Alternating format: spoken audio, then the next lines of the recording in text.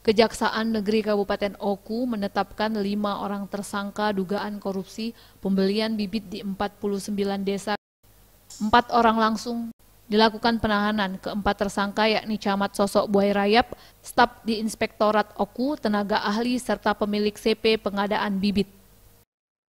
Kepala Kejaksaan Negeri Oku, Asnan Anita Idatua Hutagalung, didampingi Kasih Dipsus Kejari Oku Johan Ciptadi mengungkapkan kelimanya diduga melakukan tindakan pidana korupsi dengan modus pengadaan bibit buah unggul berlabel dan bersertifikasi yang bersumber dari dana desa pada tahun 2019, di mana bibit unggul tersebut dijual kepada 49 desa di Kabupaten Oku.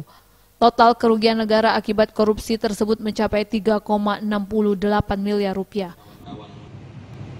Dugaan tindak pidana korupsi dalam kegiatan pengadaan bibit unggul bersertifikat berlabel yang bersumber dari dana desa dan atau alokasi dana desa tahun anggaran 2019 di 49 desa yang ada di Kabupaten Ogan Komering Ulu telah menetapkan 5 orang tersangka dengan inisial RO selaku Direktur CP Mitra Selayu,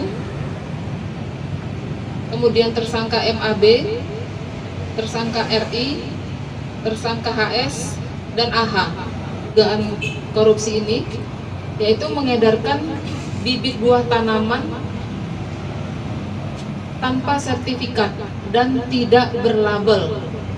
Kerugian keuangan negara yang dilakukan oleh Inspektorat Daerah Provinsi Sumatera Selatan dengan total kerugian, kami ulangi, dengan total kerugian 3.688.674.401 rupiah.